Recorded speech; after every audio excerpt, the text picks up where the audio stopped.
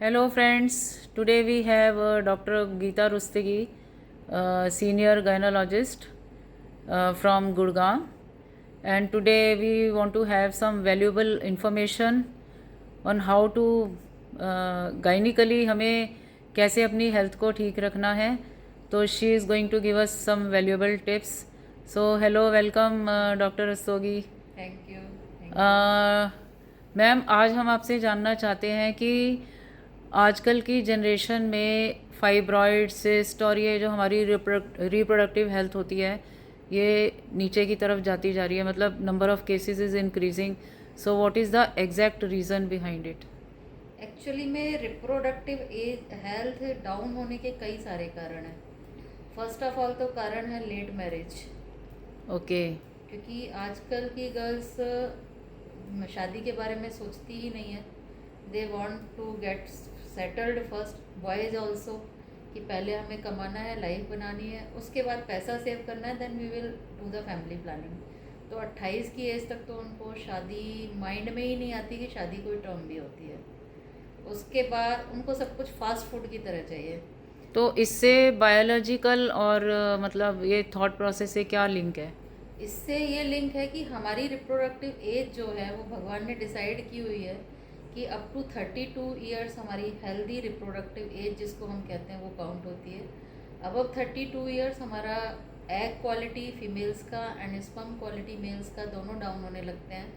Females के तो egg count भी कम होने लगते हैं. After 35 years of age there मतलब बहुत कम एग रह जाते हैं और उसमें भी क्वालिटी काफ़ी डाउन हो जाती है. तो जब आप शादी ही नहीं करोगे 30 साल तक और उसके बाद फिर आप सोचते हो अभी हमें टाइम चाहिए, तो आप वहाँ तक आते आते 35 साल की एज तक पहुँच जाते हो.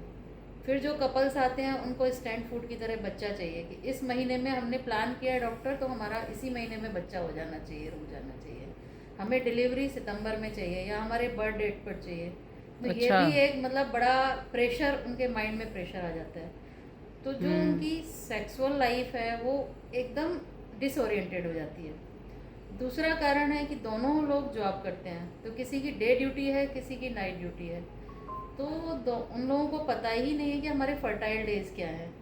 जब आपके फर्टाइल डेज हैं जो ओवुलेशन वाले डेज होते हैं 3 से 4 दिन, तब आप अलग अलग हो, एक दूसरे का चेहरा ही नहीं देख पा रहे हो, तो आपको प्रेगनेंसी कहाँ से होगी. तीसरा कारण है हमारी फूड हैबिट्स. सब में जंक फूड आ गया है.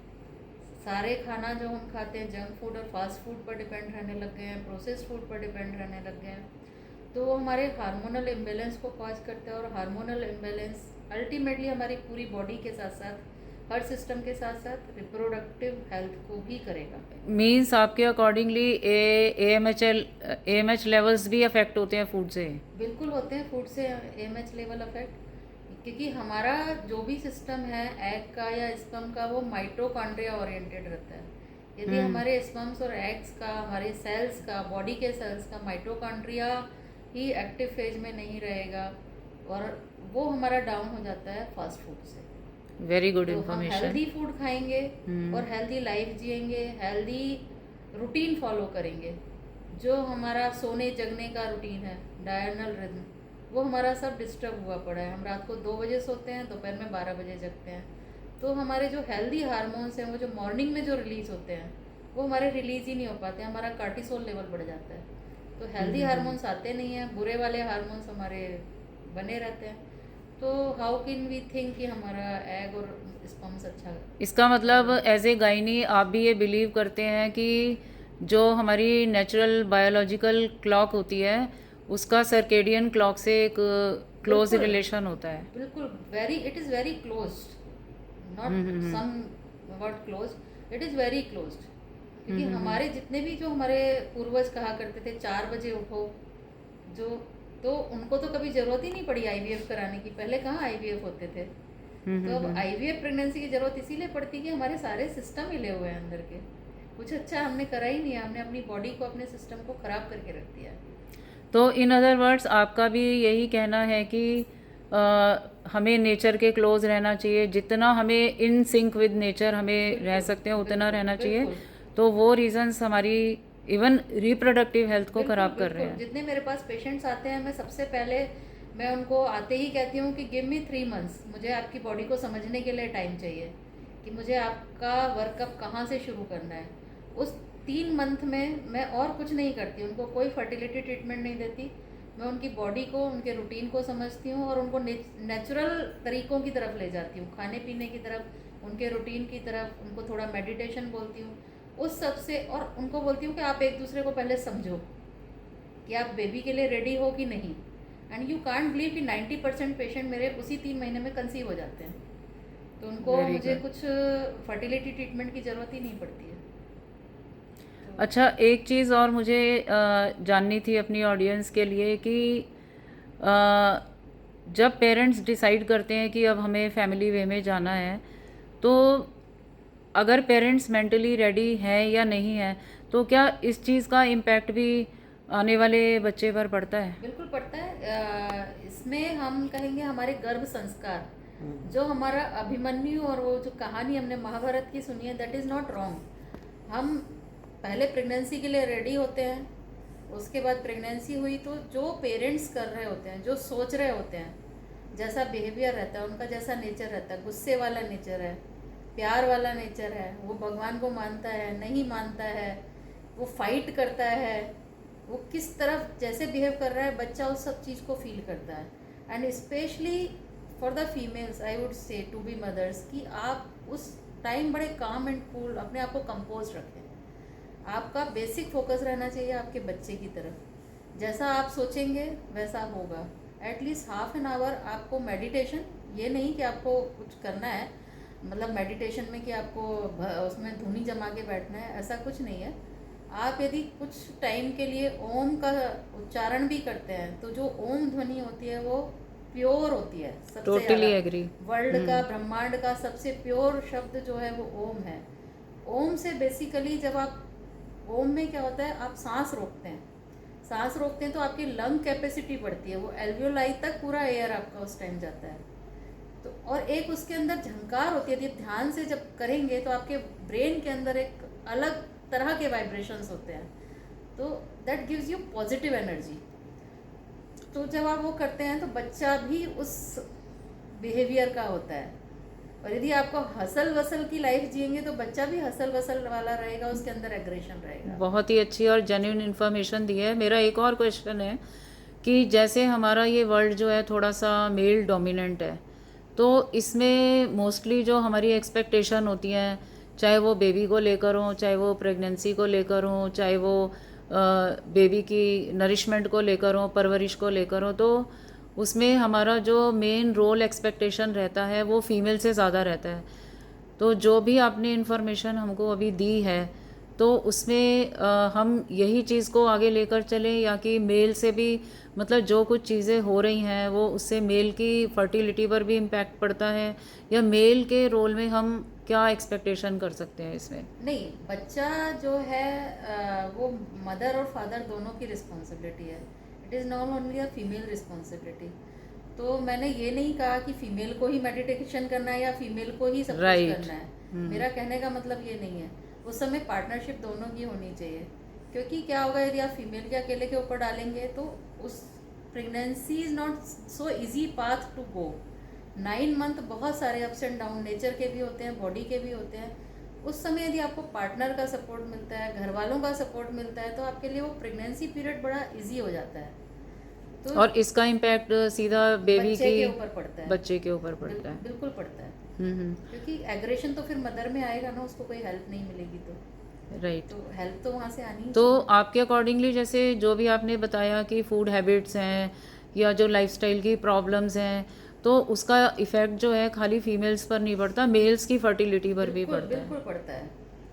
और हमें जैसे आपके अकॉर्डिंगली फीमेल्स को आप जो कुछ रिकमेंड करते हैं, तो उतना ही हमें वो मेल्स को भी फॉलो करना चाहिए। फॉलो करना चाहिए, क्योंकि दोनों की ही रिस्पॉन्सिबिलिटी है बच्चा। बाद में not only to for the birth, बाद में आपको बड़ा करने के लिए भी दोनों को शेयरिंग एंड केयरिंग एटीट्यूड देना चाहिए। Correct. तब आप देखो, आप हैप्पी फैमिली आप एंजॉय करोगे। राइट। और जो रिप्रोडक्टिव हेल्थ है, क्या उसका लिंक कहीं ना कहीं हाइजीन से भी है? हाइजीन से तो हर हेल्थ का है। हाइजीन नहीं रहेगा तो आपकी दूसरी हेल्थ खराब होगी, दूसरी Right. हेल्थ खराब होगी तो रिप्रोडक्टिव भी खराब होगी। आपके मेंस्ट्रुअल हाइजीन है बेसिकली फर्स्ट, यदि हम रिप्रोडक्टिव में आते हैं तो फर्स्ट मेंस्ट्रुअल हाइजीन आप रखोगे, प्रॉपर तरीके से क्लीनिंग रखोगे, सब कुछ रखोगे, तो आपको यूट्रस का इन्फेक्शन नहीं होगा। यूट्रस का इन्फेक्शन नहीं होगा तो रिप्रोडक्शन होगा। यदि यूट्रस में इन्फेक्शन हो गया तो आपका यूट्रस ही कॉम्प्रोमाइज हो जाएगा। राइट। हेल्थ तो आजकल अभी फाइब्रॉइड और ये सिस्ट के केसेस भी बहुत बढ़ गए हैं, उसका कोई स्पेसिफिक रीज़न है कि? नहीं, एनवायरमेंटल फैक्टर्स आर देयर। अच्छा। सिस्ट के रीजन में, क्योंकि उसमें पीसीओडी है जिसको हम पीओएमएस कहते हैं। हाँ, पीसीओडी के बहुत ज़्यादा केसेस हो गए हैं, पीसीओएस पीओएमएस हो गया है। हम्म। क्योंकि उसमें मल्टीपल ऑर्गन्स इन्वॉल्व हो जाते हैं, तो इसलिए उसको मल्टी ऑर्गन सिस्टम की तरह हम लेते हैं। उसका नाम बदल गया है। तो वो सिस्ट बेसिकली वही है कि हार्मोन्स इम्बैलेंस हुआ, सिस्टिक चेंजेस हुए। दूसरे फिर पैथोलॉजिकल सिस्ट। आपने जैसे अभी मेंशन किया पीसीओडी या पीसीओएस, तो इसको आप क्या रिकमेंड करते हैं कि जैसे नेचुरल वेज हमें फॉलो करने चाहिए उसको ठीक करने के लिए? उसी के लिए diurnal rhythm, healthy habits, food habits, ये सब बहुत इम्पैक्ट करते हैं। क्योंकि ये क्वेश्चन मैंने इसलिए पूछा क्योंकि आजकल की जो जनरेशन है ना, वो नेचुरल वेज में बिल्कुल बिलीव नहीं करती, पिल्स में ही बिलीव करती है। बिल्कुल। बट क्योंकि आप एक क्वालिफाइड डॉक्टर हैं तो और इतना एक्सपीरियंस है। हमारी मेडिसिन पीसीओएस में हमारी मेडिसिन ओनली 20% काम करती हैं, बाकी काम आपको ही करना है, पेशेंट को ही करना है बाकी काम। क्योंकि वो एक पतंग की डोर की तरह है। पीसीओएस एक बार हुआ डायग्नोज तो वो एक पतंग है, वो उड़ती चली जाएगी। उसकी डोर आपके हाथ में, आपने डोर ढीली छोड़ी, मेडिसिन से आप ठीक हुए, और डोर ढीली छोड़ते ही वो पतंग कब कट जाएगी आपको पता नहीं चलेगा। आप डायबिटीज, शुगर की बीमारी, ब्लड प्रेशर की बीमारी और सिस्टम्स सब आपके कॉम्प्रोमाइज़ हो जाएंगे उनकी वजह से। तो आपको टाइट रखना है उस पतंग को, उड़ने नहीं देना है। जितना उड़ाना है उतना ही उड़ना है उसको। बहुत अच्छी इन्फॉर्मेशन दी आपने। लेकिन बस एक चीज़ मैं आपसे लास्ट में चाहती हूँ कि देखिए, फीमेल्स को तो लेक्चर देने वाले बहुत लोग मिलते हैं, लेकिन मेल्स को समझाने वाले बड़े कम ही लोग होते हैं इंडियन सोसाइटी में। तो मेल्स के लिए कुछ मैसेज है आपके पास कि जिससे घर में फीमेल्स की हेल्थ भी अच्छी बनी रहे? क्योंकि मुझे ऐसा लगता है पर्सनली कि अगर फीमेल हेल्दी है तो पूरी फैमिली ही मतलब वो अच्छे उसमें चलेगी। हेल्दी है तो पूरी फैमिली ही नहीं, पूरी सोसाइटी हेल्दी रहेगी और नेशन हेल्दी। बट उसके लिए मुझे लगता है कि घर में मेल्स की कॉपरेशन बहुत ज़रूरी है। आजकल बहुत ज़्यादा ज़रूरी है, क्योंकि अब ऐसा नहीं है। पहले तो था कि फीमेल्स का काम घर संभालना था, अब फीमेल्स कमा भी रही हैं, ठीक है, तो वो आपको कंट्रीब्यूट कर रही हैं घर चलाने में। तो आपका रोल बनता है कि आप घर में उसकी हेल्प करें। यदि वो बिजी है तो आप हेल्प करें, दोनों मिलके करें, शेयरिंग एंड केयरिंग। तो it is 50-50 now. This is not the time कि फीमेल्स आए और ड्यूटी भी करके आए और उसके बाद वो किचन में जाए, बर्तन साफ करे, सब कुछ करे, और फिर आप मतलब एक्सपेक्टेशन उससे कितनी रख सकते हो? बॉडी तो उसकी भी वही है जो आपकी है। तो मतलब बेसिकली मेन को सोसाइटी में नैरो माइंडेडनेस से बाहर निकलना पड़ेगा। और आ रहे हैं, आजकल की जनरेशन आगे बढ़ रही है। I feel happy in that way, क्योंकि अब लड़कियां ऐसी हैं नहीं कि नहीं मैं कर लूँगी। अब लड़कियां हैं कि ये मैंने किया है तो ये तेरे को करना है, पहले डिवाइड कर देती हैं काम को। बहुत अवेयर हो गए हैं गर्ल्स। बहुत अवेयर हो गए हैं। Okay, thank you so much doctor Geeta for giving us time, your valuable time. Thank you so much. I hope कि आपकी बातें सुन के सबको काफ़ी बेनिफिट होगा और लोग इसके बारे में सोचेंगे, समझेंगे। Thank you. मेरी